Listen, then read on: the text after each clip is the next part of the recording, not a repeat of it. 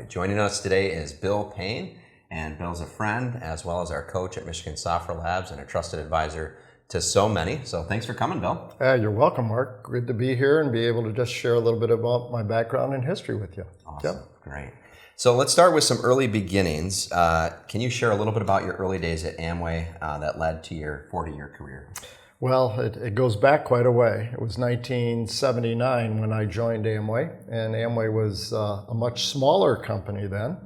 I remember some of those early days, we had very little international business, and we were, I think, even dreaming at the time that we'd be able to maybe reach 250 million internationally. And I think at some point we were doing that a day in China as the later years went on. But you know, the early days at Amway were, it's like a big family, Mark. I mean, you think of, you know, Michigan Software Labs, and it's what you're doing there with Josh and kind of the family of employees you have, I call it.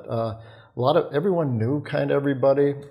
It was just a really great culture and atmosphere. And I love the people, I love the work, and obviously, as you said, that led to a 40-year plus engagement with Amway and the founding families of Amway. If there's one thing that if someone said what kept you there, I think it was the culture. The culture of Amway was just so positive that it was encouraging to me. That's awesome. So let's talk for a second about leadership. And you're known for kind of that collaborative leadership style as you work with different individuals. Can you share a couple examples of how you develop that style and why you believe that style is effective?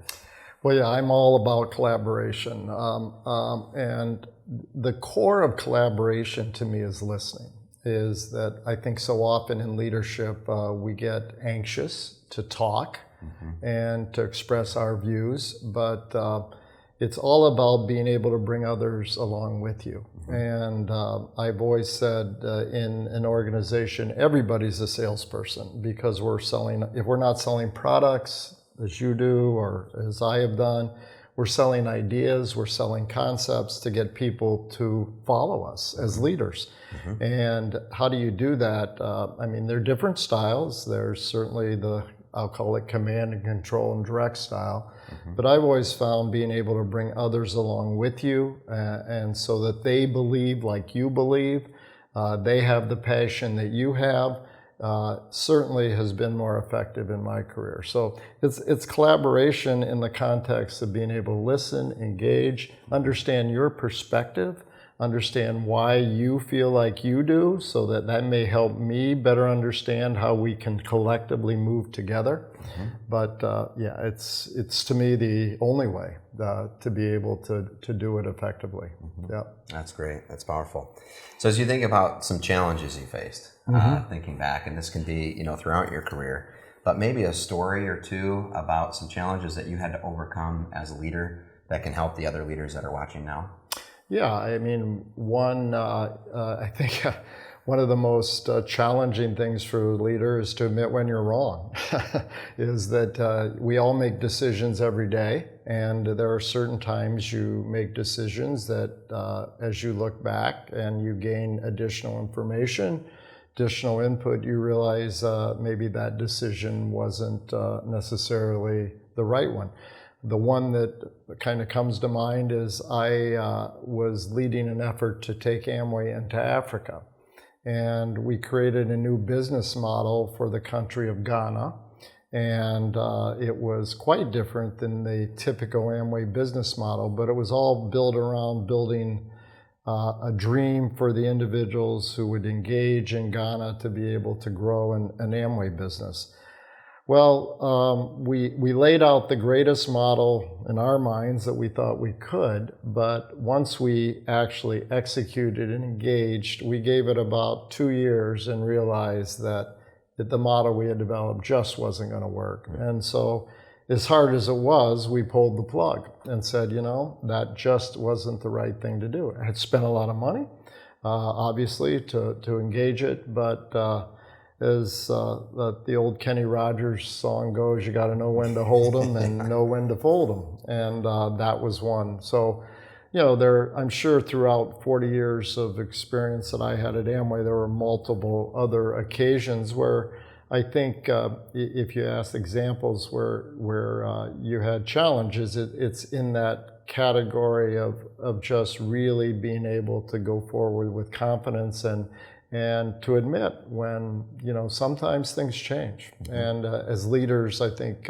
one of my tenets of leadership has always been humility and understanding that there are times when you can be wrong. I think Rich DeVos, who was in many ways a mentor in the early part of my career, he's written a number of books, but one of the ones that he wrote just indicated that one of the things you have to be able to do as a leader is admit when you're wrong and say, or I'm sorry. Don't be hesitant to say I'm sorry. Those are things that sometimes our lack of humility or ego, as I'll call it, will sometimes get in the way. Yeah. Well, that's amazing. As you think about humility, you also do a lot of boards, and you sit on kind of all these different boards. Tell us kind of about what you've learned in those board experience that can help other leaders as they're kind of, I think you're on the Spectrum System Board, Corewell System Board, and other boards. But what have you learned kind of in your career and serving on boards? Well, boards are interesting. I mean, all boards kind of can take a different direction based on the organization and how the organization wants to use the board. But I always look at boards as an opportunity to provide experience, provide wisdom, provide governance, some of the things that we typically think about with a board. But I'll go back to collaboration again. It's interesting in boards, hopefully, most of the ones I'm involved in have a mix of individuals, mix of backgrounds, mix of professional experiences. And when you bring those all together, hopefully make the organization that we're serving better. But I think the thing that I enjoy the most is the interaction with others. I mean, take the Corewell board, for instance.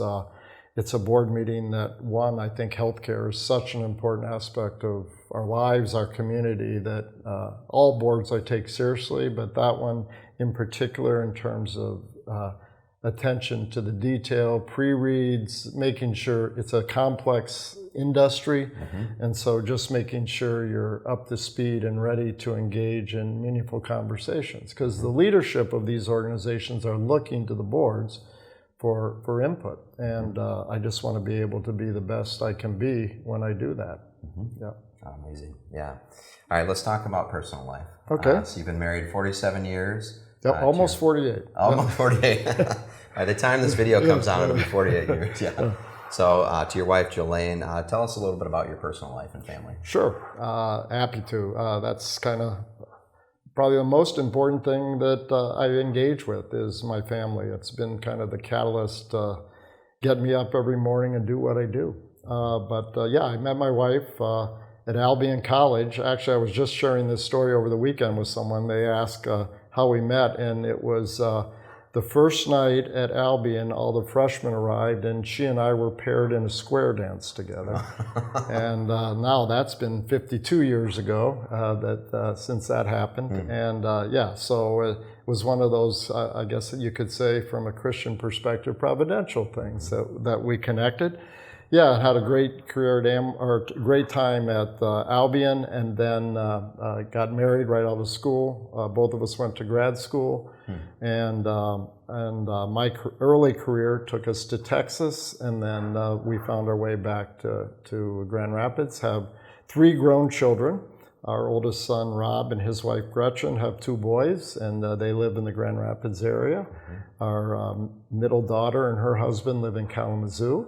And our youngest son and his wife have 2 boys, and they live here in Grand Rapids as well. So much of our activities now are centered around weekend soccer games and engaging with the grandkid activities. But yeah, we love every minute of it. And Jelane's been a great encourager for those of you who are married and have a spouse or whatever, to be able to be your partner in what you do, I think is incredibly important from a career perspective, is to not that they get engaged every day in what you do, but should be able to walk along with you and support you. And Jelane's always been a tremendous support, especially in the days when at Amway I had to travel so much. That was difficult. I remember Sundays getting on I'd usually fly to Asia on Sunday afternoons, and that was tough. Sundays are kind of family days anyway, and I'd be leaving, and she was a trooper to take care of the kids, and she always encouraged me, which was, that helped me. Still was difficult, but it made that departure a little bit easier knowing she was supporting what I was doing. Yeah. Oh, that's awesome. So we'll wrap it up here in just a bit, but community involvement, maybe tell us about 724 and how people can connect with you on 724. Absolutely, love to.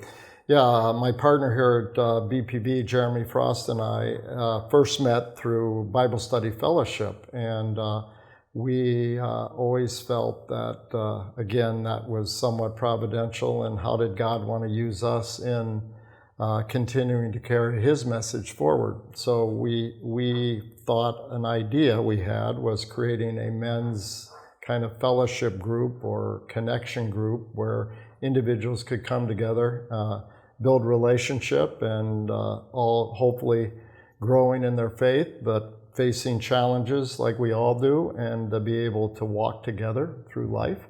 So we now meet once a quarter, and on any given quarter we have 40 guys or so who come together. You've been one of them, Mark.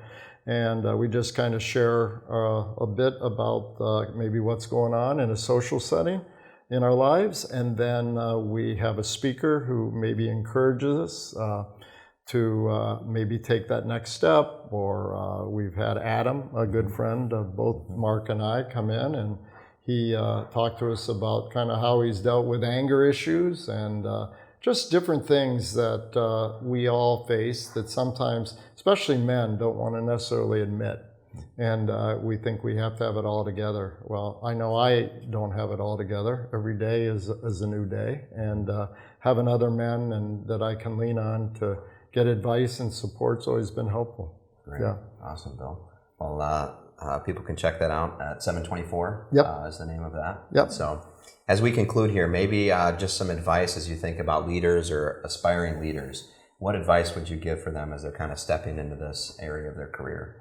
Well, again, my youngest son, as you asked that, Mark, I gave a talk at Hope College a few years ago to a business group, and one of the comments I made that at that time, Will, my youngest son, said, "Really? It's all about the people," is what I said. And I think in leadership, it's truly having an appreciation of the people who work with you, the people who are around you, be that your customers, your employees, your vendors, your partners, whatever it might be, to always put their interest in front of your own. I've used it often. My first boss in my first job out of school probably gave me the most significant amount of advice and wisdom that I've used throughout my career. And he sat with me and he says, "You know, Bill, my job is to make you my boss someday." And when you really think about that, it's pretty significant that you are confident enough that you're going to invest he was going to invest in me enough to advance me even beyond where he was. Wow. And I always hoped that I could pour into others and give them the support they needed to be my boss someday. And if you do that, I think the whole ship rises. And I think you will find, whoever in leadership will find, they'll be able to rise as well if you're humble. You don't let your ego get too in front of you. And I mean, I'm not perfect by far, and I've struggled with that as well. As you gain more power in your position, your ego will tend to want to take over. And I think always having an ego check for yourself, be it another individual. I always had a very close friend of mine is Jim Payne, not related, but we had our careers mirrored each other at Amway. and we kind of had it between ourselves that we would keep each other in check. And there was pre-texting, but there were some meetings where I'd get a little text from Jim, and I could tend to have a pretty quick backswing at certain times, and he'd say, Bill, slow your backswing down. And it was just good advice, having a good friend around you who can give you advice, but just, keep your ego in check and invest in the people you're working with. And those would be my main tenets for a good leadership career. Awesome. Great. Yeah. Well, we've been talking with Bill Payne from BPV Ventures. Thank you so much, Bill. You're welcome, Mark. This was fun. Awesome. Yeah. Thanks. You're welcome.